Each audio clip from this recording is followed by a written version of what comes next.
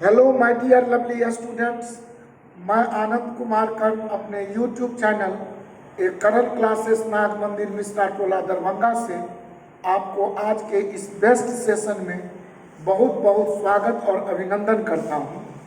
दोस्तों, ये जो विशेष सेशन है आपके बीच वो है प्रॉफिट एंड लॉस का लाभ और हानि का पार्ट 2। ये पार्ट 2 सेशन देखने से पूर्व आप मेरा पहला सेशन जरूर देख लें वीडियो, ताकि इसमें जो हम प्रश्नों के साथ संक्रियाएं या एप्लीकेशंस करूंगा तो आपको समझने में कहीं भी किसी भी प्रकार का परेशानी या कोई दिक्कत या कोई प्रॉब्लम महसूस नहीं होगी। तो दोस्तों, क्लास शुरू करने से पूर्व हम प्रत्येक दिन अपने बोर्ड पर या आपके मोबाइल स्क्रीन पर अपने कोचिंग के डायरेक्टर महोदय मिस्टर राजू सर जी का मोबाइल नंबर डाल दिया करता हूं, जो पूरे क्लास दिखता रहता है। 9934849798 पर आप कोचिंग संबंधी किसी भी प्रकार का क्वेरी या जानकारी प्राप्त कर सकते हैं। तो दोस्तों, बिना देर किए हुए हमारे असिस्टेंट महोदय विकास जी प्रश्न लेकर तैयार हैं, और पहला प्रश्न आपके मोबाइल स्क्रीन पर ये रहा। जी हाँ दोस्तों, बहुत ही इजी प्रश्न और शुरुआत है मेरा प्रश्नों का, और धीरे धीरे प्यार को बढ़ाना है, तब ना हद से गुजर जाना है। तो उसी सिद्धांत पर, और अपना मूल सिद्धांत ये भी है कि प्रश्न पढ़ देंगे तो उत्तर कह देंगे। और आप देखें प्रश्न कि संदीप 10,080 रुपया में एक मोबाइल बेचकर 20% लाभ कमाया। तो first of all our duty to check which amount is given here. यहाँ कौन सी राशि दी गई है?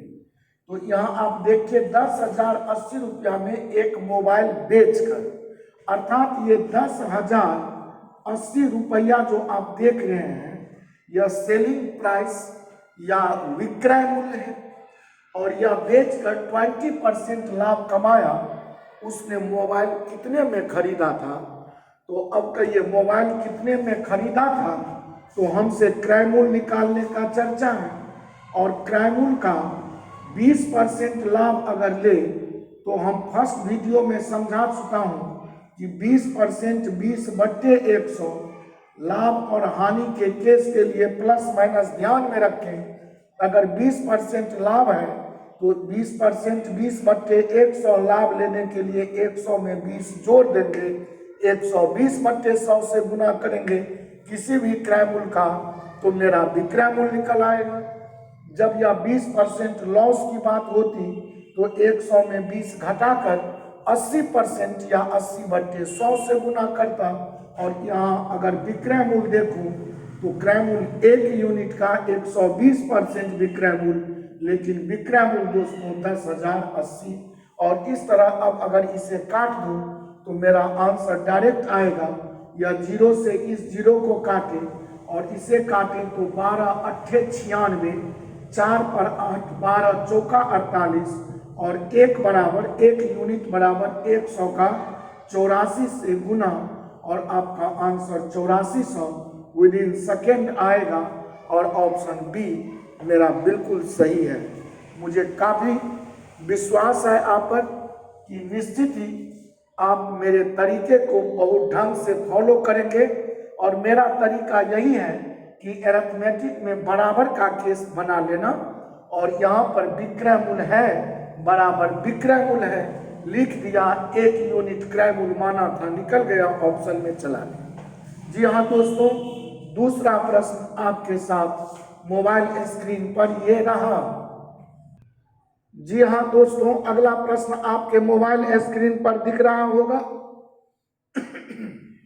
एक रेडियो सेट 2400 रुपया में बेचने पर 20% की हानि हुई, तो 20% का हानि के लिए अगर कॉस्ट प्राइस क्रय मूल्य 1 समझ लो तो 20% हानि का मतलब 80%, और इस तरह हानि 20% उठाने के बाद इसका विक्रय मूल्य 80% और फिर वही बात विक्रय मूल्य 2400, अगर इससे काट दूं तो 80 से 30 मर्तबे कटेगा और 1 यूनिट मेरा 3000 मेरा कॉस्ट प्राइस ये निकल आया। और अब कहता है, अगर कॉस्ट प्राइस ही पूछता तो ऑप्शन होता, लेकिन कहता है उसे कितने में बेचे कि 10% का लाभ हो। तो जब मेरा 3000 रुपया कॉस्ट प्राइस है तो 10% लाभ लेने के लिए 110/100 से गुना कर लेंगे तो 11 या 3500 रुपया मेरा ऑप्शन हो जाएगा। और इस तरह आंसर सी दोस्तों बिल्कुल ही करेक्ट है। मुझे विश्वास है कि आप बहुत सुंदर से यह तरीके को फॉलो कर रहे होंगे। 20% लॉस पर बेचा तो बेचा 80% पर, लेकिन प्रश्न बोलता है 2400 रुपया में बेचा तो विक्रय मूल्य है बराबर विक्रय मूल्य है, 1 यूनिट क्रय मूल्य निकाल दिया और इस क्रय मूल्य पर मुझे 10% का लाभ प्राप्त करना था। तुरंत क्रय मूल्य का 10% लाभ माने 110/100 से गुना करके 3500 रुपया आंसर ले आया। और इस तरह मेरा यह प्रश्न भी बड़े मजे में हल हुआ। अगला प्रश्न आपके मोबाइल स्क्रीन पर ये रहा। जी हाँ दोस्तों, गौर से देखें, अगला बहुत मजेदार प्रश्न आपका यह है। एक दुकानदार अपने सामान पर 25% मूल्य अधिक अंकित करता है तथा अंकित मूल्य पर 15% का छूट देता है। उसका लाभ प्रतिशत क्या है? अब गौर करें, अंकित मूल्य का मतलब मार्क प्राइस या मैक्सिमम रिटेल प्राइस देखे होंगे, MRP लिखा हुआ। तो मान लीजिए कि उसका कॉस्ट प्राइस जो है सो वस्तु का 100 रुपया था। अब 25% मूल्य अधिक अंकित करें तो 100 का 25% अधिक अंकित कर देना, अर्थात MRP 125 ले लेना है, या 100 का 125% निकालेंगे अधिक करके तो 125 ही होगा। तो कॉस्ट प्राइस 100, MRP 125 और जो MRP लिखता है वह अंकित मूल्य पर 15% छूट देता है, माने डिस्काउंट कर देता है। 15% छूट का मतलब 85% पर सामान बेच देता है। तो जो भी MRP है उसी का 85% लेता होगा। और इस तरह अब अगर इसे गुना कर लूँ तो हमारा आंसर 25 पंचे 25 चौका 5 चौका 20, 8 पंचे 40, 5 पच्चे 25 और 8 पंचे 40 और 2 42 बट्टे 4, 4 एकम 4, 4 छक्के 24, 4 दूनी 4 पंचे 106 रुपया 25 पैसा में बेचा होगा। जबकि हमारा सामान कितने का था? तो 100 रुपये का सामान था, 106 रुपया 25 पैसा में बेच लिया है। अगर इसे माइनस कर दें तो कहेंगे 6.25 रुपया का लाभ हुआ। लेकिन 100 पर लाभ होना डायरेक्ट परसेंट प्रॉफिट निकल गया और मेरा उत्तर ए बिल्कुल ही सही आ गया। और इस तरह दोस्तों प्रश्न एक बार फिर समझ लें। हमने कॉस्ट प्राइस समझ रखा 100, 25% मूल्य बढ़ा कर लिखा तो 100 पर 25% बढ़ा कर लिखना 125 रुपया आ गया। और इस पर अगर हम 15% डिस्काउंट देकर बेचें तो 85% पर बेचूंगा। और इस तरह कैलकुलेशन करने से 106 रुपया 25 पैसा में सेल कर दिया, बेच दिया। जबकि वस्तु का खरीद मूल्य तो हमने 100 ही न माना था। तो 100 और 106 रुपया 25 में हमें डिफरेंस 6 रुपया 25 पैसा का आया, जो मेरा वास्तव में लाभ है। लेकिन ये लाभ कितने पर है? तो कॉस्ट प्राइस 100 पर, और 100 पर जो भी लाभ हो वही तो परसेंट लाभ है। और इस तरह 6.25% मेरा ऑप्शन ए बिल्कुल सही हो गया। दोस्तों बिना देर किए हुए मैं अगले प्रश्न की तरफ चल रहा हूं। जी हाँ दोस्तों, बहुत ही बेहतर प्रश्न आपके बीच प्रस्तुत है। एक दुकानदार अंकित मूल्य पर 20% की छूट देता है। इसे 10% का लाभ कमाने के लिए अंकित मूल्य को क्रय मूल्य से कितना प्रतिशत अधिक रखना होगा। बहुत ही मजेदार प्रश्न। तो आप समझें, अगर कोई दुकानदार अंकित मूल्य पर 20% का छूट देना चाहे, लेकिन यह 10% का तो लाभ हर हाल में कमाएगा, तो गौर करें, 100 का जो सामान को कॉस्ट प्राइस समझ लें, हम खरीद कर लाए, तो यह इसका बाप भी आएगा तो यह 110 में ही बेचेगा। क्यों? क्योंकि यह 10% का लाभ कमाने का इच्छा रखता है। तो 100 रुपये का सामान यह 110 से कम में नहीं बेच सकता। लेकिन यह भी तय है कि वह ग्राहक को लुभाने के लिए, प्रलोभन देने के लिए वह 20% डिस्काउंट भी देना चाहता है। तो अब सवाल है कि वह एमआरपी अगर 1 यूनिट रख ले, तो यह 1 यूनिट एमआरपी का हुआ, या हमने एमआरपी समझ रखा है 1 यूनिट, और इस 1 यूनिट का वह 20% डिस्काउंट देकर 80% 80% पर बेचेगा। लेकिन बेचेगा तो 110 में। तो हमारा सूत्र कहता है विक्रय मूल्य है बराबर विक्रय मूल्य है। अब इससे अगर काटूं तो 20 चौका 20 पंचे 1 बराबर 11 पंचे 550 को 4 से भागा दे दीजिए। तो 4 से काटूं तो 12 13 चौका 52, 13 चौका 52 और 3 आपका 55, 3 पर 0 30 और 4 सत्ते 28, 4 पंचे 20, और इस तरह वह 137 रुपया 50 पैसा उसका क्या रखेगा। तो 1 यूनिट का मतलब एमआरपी आ गया।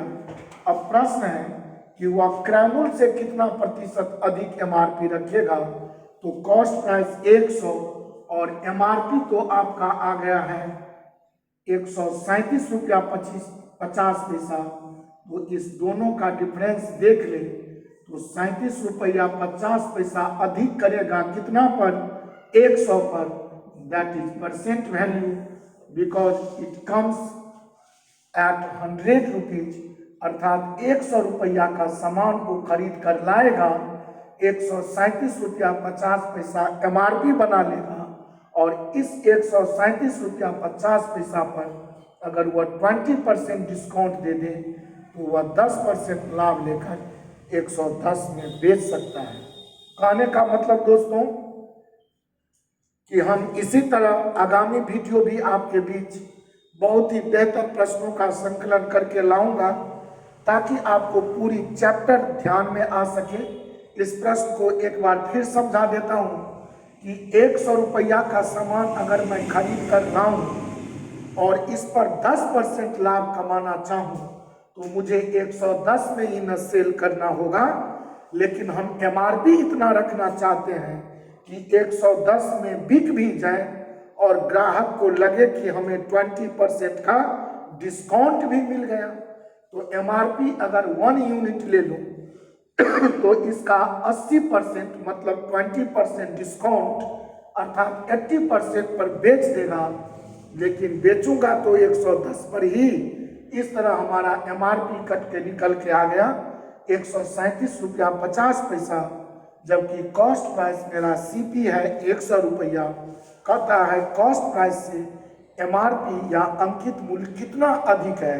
तो 100 से 137 रुपया 50 पैसा 37 रुपया 50 पैसा अधिक है, लेकिन 100 पर अधिक होने के कारण इसे ही ना परसेंट अधिकता बोलेंगे, और इस तरह कहेंगे 37.5% उसका क्रय मूल्य से ज़्यादा एमआरपी रखना होगा। और इस तरह आपका ऑप्शन बी दोस्तों बिल्कुल सही आ गया।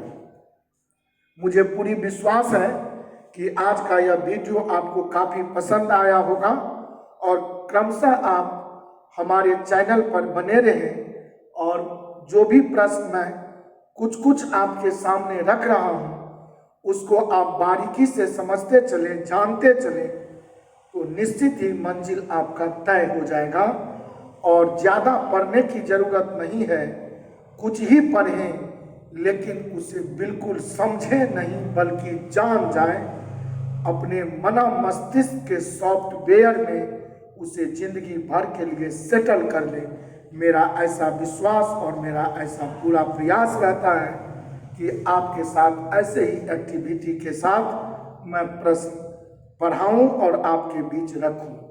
आज की यह मुलाकात दोस्तों समाप्त हो रही है। फिर बहुत जल्द अगले वीडियो में, अगले सेशन पार्ट 3 में हम प्रॉफिट एंड लॉस के साथ आपसे मुखातिब होंगे। तब तक के लिए आज्ञा दीजिए। अलविदा। Thank you so much. Tata bye bye.